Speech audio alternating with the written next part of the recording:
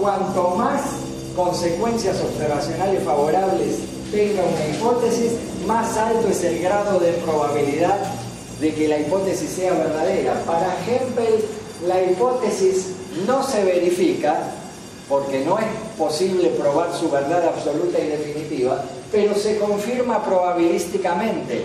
Confirmar una hipótesis es asignarle cierto grado de probabilidad. Confirmar una hipótesis es asignarle cierto grado de probabilidad. Y Hempel dice que cuanto más consecuencias observacionales favorables tiene, más alto grado de probabilidad va a tener la hipótesis de ser verdadera, pero nunca va a estar verificada definitivamente. Por eso es que se está afirmando probabilísticamente. Claro, sí. Hay una confirmación probabilística. Cuanto más consecuencias observacionales favorables tenga, en este caso, cuanto más ratones de laboratorio se curen, más alto va a ser el grado de probabilidad de que la hipótesis, la droga X cura el enfisema, sea verdadera. Pero Popper no está de acuerdo con esto. Para Popper no hay ni verificación ni confirmación probabilística. Popper no acepta la inducción.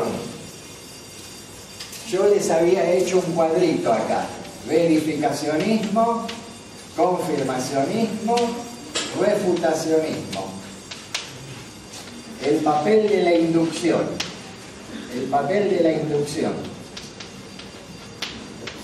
En el descubrimiento y en la justificación. Para el verificacionismo, la inducción sirve para descubrir. Para el verificacionismo, para el inductivismo ingenuo, el razonamiento inductivo es útil para descubrir y para justificar hipótesis. Para Hempel, el razonamiento inductivo, vamos a tacharlo, el razonamiento inductivo no sirve para descubrir hipótesis. Las hipótesis no se descubren por inducción a partir de la observación de los hechos. Las hipótesis se inventan creativamente, no se inducen a partir de la observación. Se inventan creativamente para dar cuenta de los hechos problemáticos. Hace falta chispa, hace falta que se le prenda la lamparita al científico para poder resolver ese problema. Pero no se descubren inductivamente, pero se justifican inductivamente. Para Hempel, se justifican inductivamente. En cambio, para Popper, no se descubren ni se justifican inductivamente. Popper no está de acuerdo con esto. Popper no está de acuerdo con la inducción probabilística como justificación. ¿Qué pasa si los ratones se curan para Popper? Para Popper, si los ratones se curan, la hipótesis se corrobora. Corroborar una hipótesis significa aceptarla provisoriamente porque no ha podido probarse que sea falsa. Para Popper no hay ni verificación ni confirmación probabilística. Popper no está de acuerdo con el uso de la inducción que hace Hempel. No quiere la inducción ni para descubrir ni para justificar. Hempel no quiere la inducción para descubrir, pero sí para justificar. Y los inductivistas ingenuos usan la inducción para descubrir y para justificar. Corroborar un enunciado es aceptarlo provisoriamente como verdadero porque no ha podido probarse que sea falsa. Entonces, si los ratones de laboratorio se curan, y a Popper le da lo mismo que se cure un ratón o que se curen 1000. El criterio de Popper no es cuantitativo, es cualitativo. Para Popper esta hipótesis, si los ratones de laboratorio se curan, aunque se curen pocos o se curen muchos, la hipótesis queda corroborada provisoriamente hasta tanto sea refutada. El criterio que utiliza Popper es cualitativo. Para Popper las mejores hipótesis son las que tienen más contenido informativo y eluden la refutación. Una hipótesis que salió airosa de la refutación y tiene mucho contenido informativo es una buena hipótesis. Pero una hipótesis que dice muy poquito, ¿no?, y eludió el contenido, eludió la refutación, teniendo muy poco contenido informativo, ¿no? No tiene méritos. Esto se dice popularmente: el pez por la boca muere. Quien habla mucho, ¿no?, quien habla mucho se expone a ser refutado. Quien no habla, no se expone a ser refutado. Entonces, poco contenido informativo y eludir la refutación no es mérito para Popper. Mucho contenido informativo y eludir la refutación es mérito. En cambio, para Hempel, el mérito es la probabilidad, el criterio es cuantitativo. Bueno, esto es el método hipotético deductivo, vos que preguntaste. Pasamos a tu pregunta: hipótesis ad hoc, hipótesis auxiliar. Y también hay unos enunciados protocolares. Eso es de Carnap. Los enunciados protocolares son los enunciados básicos, que después, cuando hagamos las pirámides, ahí lo vamos a hablar.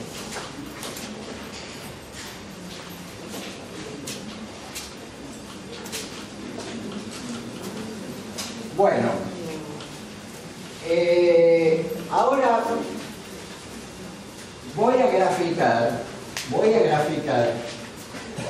antes de hacer la distinción entre hipótesis auxiliar y hipótesis ad hoc, cómo sería en realidad en una investigación científica real. Hay hipótesis fundamentales. Estas van en conjunción con auxiliares, con hipótesis auxiliares. De estas se derivan hipótesis derivadas. Las derivadas podrían tener auxiliares también, ¿no? Y finalmente vienen las consecuencias observacionales. Después lo hacemos en forma de pirámide, pero digamos, cuando se contrasta una hipótesis, cuando se somete a la prueba de la experiencia, no se somete sola. Yo le decía a ella que didácticamente elegimos, lo hacemos sencillito el caso para que se entienda con la hipótesis fundamental nada más. Pero cuando se somete una hipótesis a la prueba de la experiencia, se somete con hipótesis auxiliares y de ella se derivan hipótesis derivadas que tienen también auxiliares. Y de todas ellas se derivan consecuencias observacionales. Bueno, vamos a ver la diferencia entre lo que es una hipótesis ad hoc y lo que es una hipótesis auxiliar. ¿No lo vimos en clase esto? ¿No lo vimos? Bueno. En el libro lo único que leí decía era que las ad hoc son las que no cumplían la condición de ser falsables y ser independientes de las fundamentales. Es independiente y tienen una función. Vamos a precisar un poco más lo que dice el libro, para que se entienda. No está mal lo que dice el libro, pero está incompleto.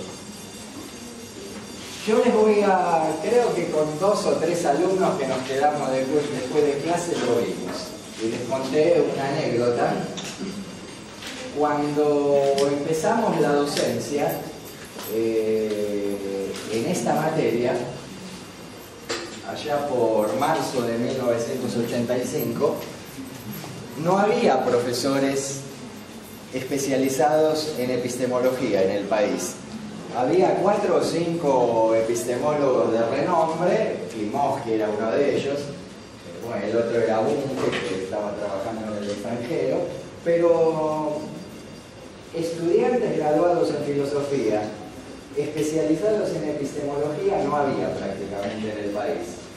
¿Y por qué la UBA decide poner pensamiento científico como una de las materias obligatorias para todas las carreras en el CBC? Bueno, esta es una iniciativa que empieza en los Estados Unidos en los años 70, el MIT, no sé si oyeron hablar de esta sigla, el MIT, el Instituto de Tecnología de Massachusetts. Se lo conoce internacionalmente como MIT, Massachusetts Institute of Technology, ¿no? Bueno, ¿qué hace el MIT, el MIT? Se dio cuenta de que se graduaban ingenieros de altísimo nivel, pero que cuestiones de filosofía, epistemología, teoría sobre la ciencia y la tecnología no tenían la menor noción. Por eso cuando estudias física ahora te hacen ver Pues, sí,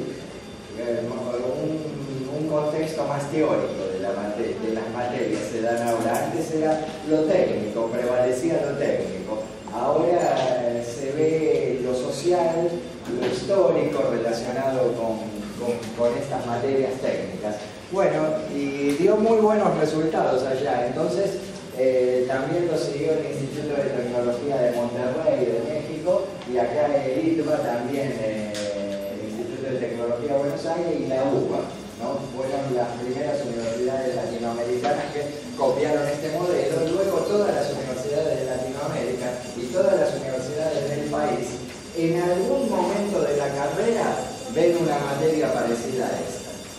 No exactamente igual, pero algo relacionado con estos temas se ve en todas las universidades hoy.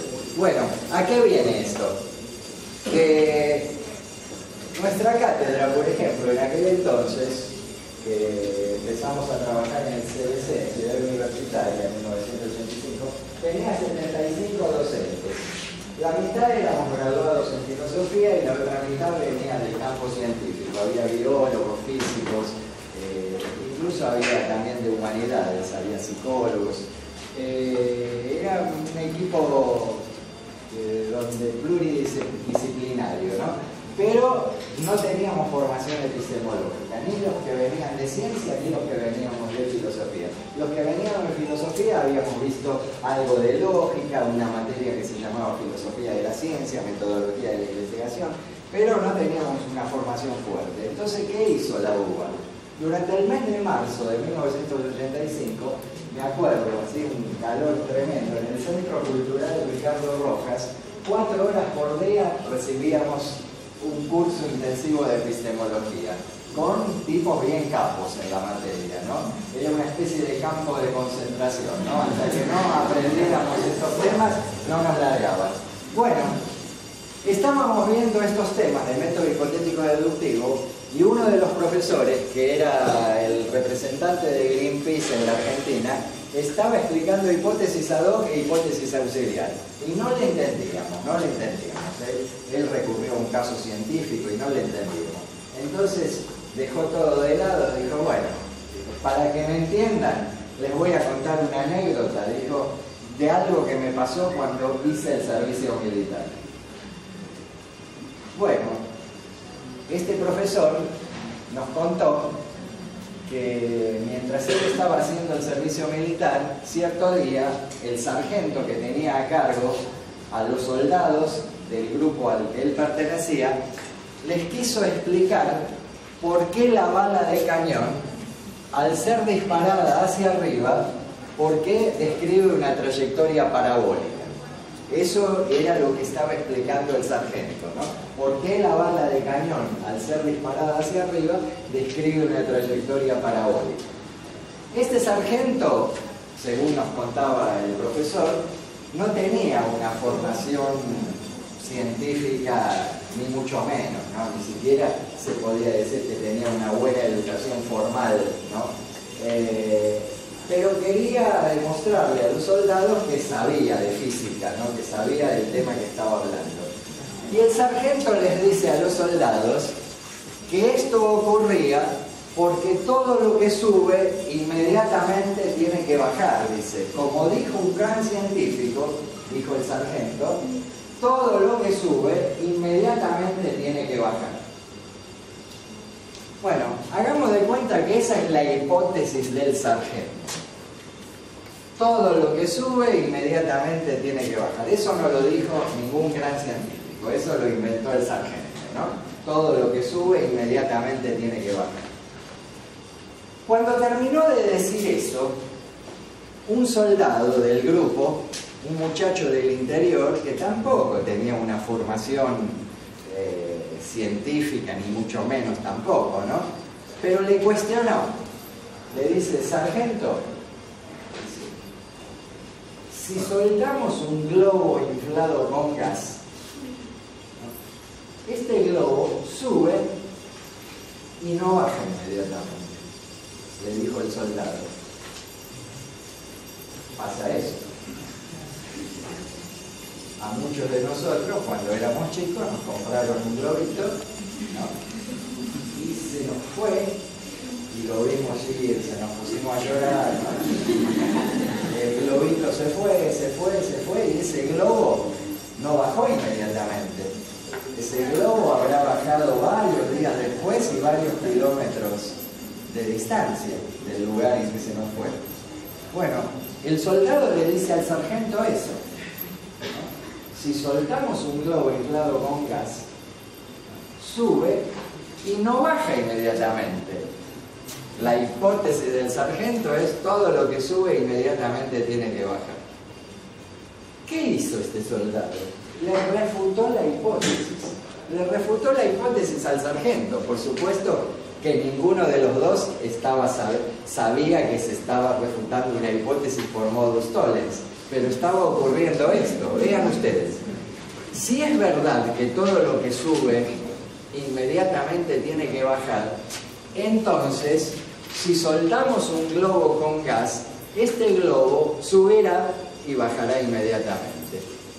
El globo sube pero no baja inmediatamente, por lo tanto, no es verdad que todo lo que sube tiene que bajar inmediatamente, ¿no? El soldado, sin saberlo, le aplicó un modus tollens y le refutó la hipótesis al sargento. Pero el sargento no se dio por vencido. Como no se dan por vencidos los científicos cuando les refutan las hipótesis. Popper está muy equivocado, después Kuhn le critica eso. Cuando Popper dice que una consecuencia observacional desfavorable de la hipótesis tiene que ser abandonada, eso no ocurre en la práctica científica real. Los científicos le buscan la vuelta para evitar la refutación de sus hipótesis. El sargento hizo eso. El sargento pensó y dijo: bueno, en realidad todo lo que sube inmediatamente tiene que bajar, menos los globos inflados con gas. Bueno, los científicos hacen eso. La diferencia con el sargento es que los científicos inventan algún enunciado que justifique la excepción a la regla, aunque ese enunciado no se pueda contrastar. Ese enunciado es independiente de la hipótesis. Vean ustedes, si es verdad que todo lo que sube inmediatamente tiene que bajar, entonces soltamos un globo inflado con gas, tiene que bajar inmediatamente. Lo soltamos, no baja. Pero si ponemos acá en conjunción una hipótesis ad hoc que diga menos los globos inflados con gas y por el motivo que sea, ya esta refutación no corre. Se elude la refutación. Ad hoc quiere decir para eso. ¿Para qué? Para evitar la refutación de la hipótesis fundamental. Esa es la función.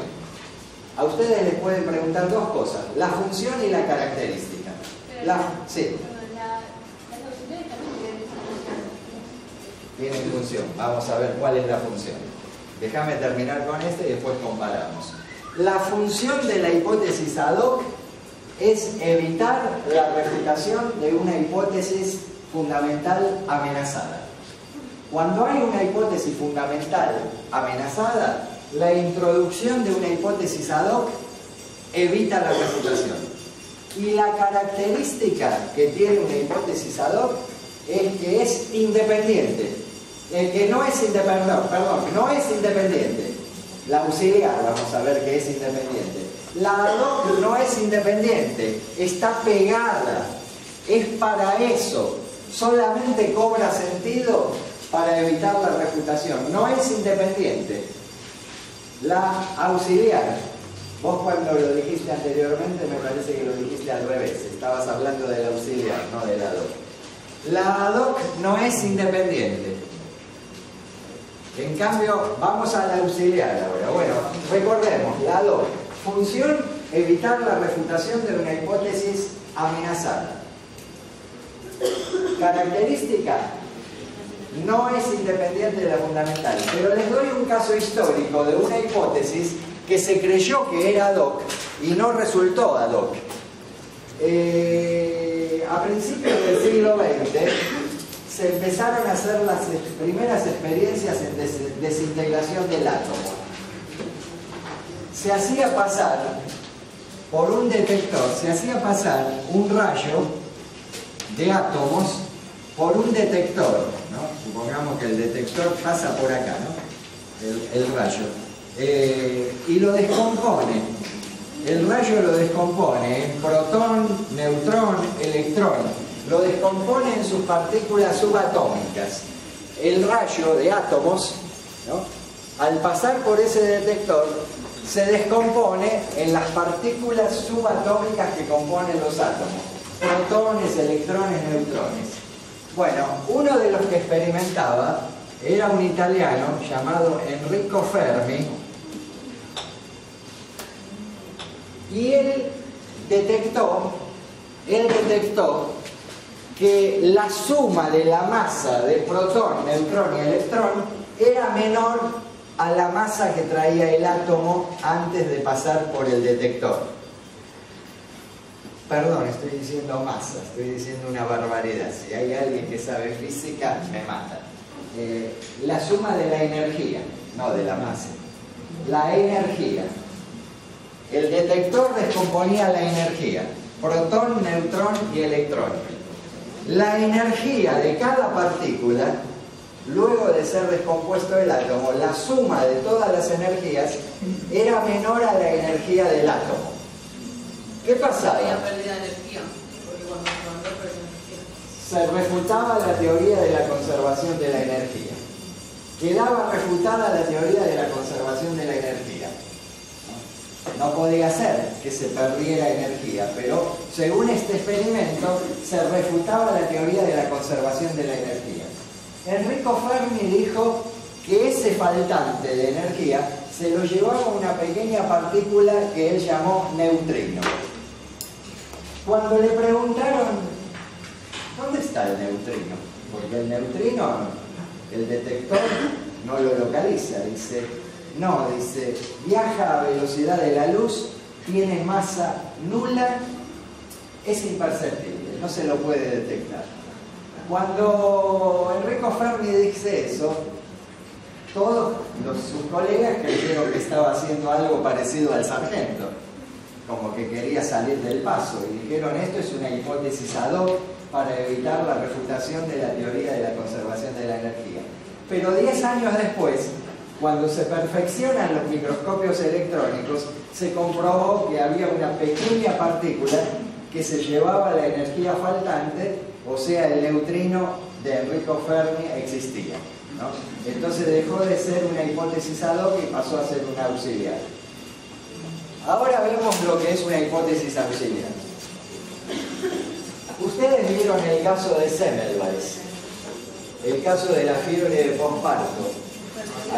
No era obligatorio verlo, pero algunos de ustedes lo vieron, el video, y creo que en uno de los materiales está el caso relatado. ¿Qué pasaba? ¿Cuál era la situación? La situación era la siguiente. Este caso ocurre en el Hospital Central de Viena aproximadamente en 1850, a mediados del siglo XIX. Había dos salas de maternidad. Una sala de maternidad atendida por médicos obstetras y otra sala de maternidad atendida por parteras profesionales.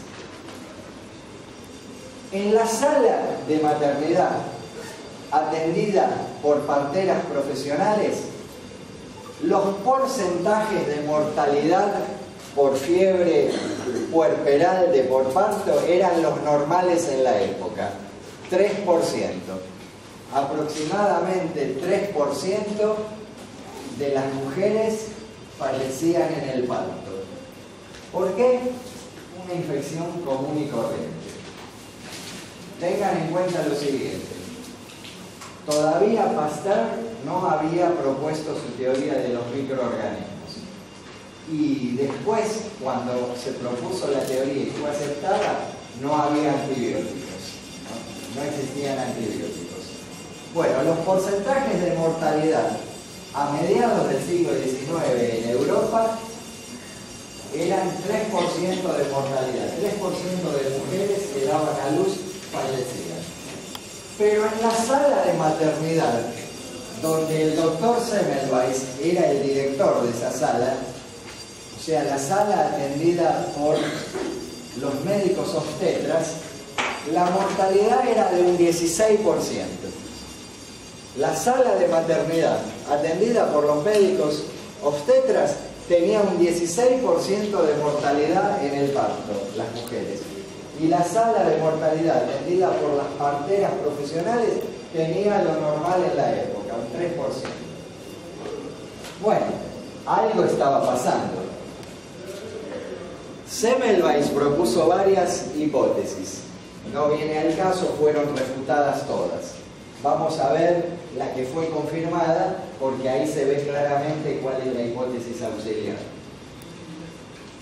Cuando ya él parecía que no le encontraba solución al problema, ocurrió un hecho fortuito que hizo que Semmelweis se le prendiera la lamparita. Estaban haciendo una autopsia, Semmelweis y otros colegas, y a uno de esos médicos se le resbaló el bisturí, se cortó en una mano, se cortó en un dedo, y a los pocos días fallecía con los mismos síntomas de las mujeres que fallecían en el parto por esta infección común y corriente que no se sabía lo que era. Entonces a Semmelweis se le ocurrió: somos nosotros los médicos que trasladamos en nuestras manos, después de hacer autopsias, trasladamos en nuestras manos al aparato genital femenino materia cadavérica. Él dice materia cadavérica. Él no sabe lo que es materia cadavérica. Tengan en cuenta que se conocían los microorganismos, pero todavía no se conocía su poder patógeno, ¿no? Entonces él sabe que algo está llevando desde el cadáver al cual le están haciendo la autopsia, por más que se laven las manos con agua y jabón, algo trasladan al aparato genital femenino y eso produce, ¿no?, la infección que termina en la muerte de la parturienta. Y él lo llama materia cadavérica. Materia cadavérica acá es un término teórico. Es inobservable lo que él traslada. Él dice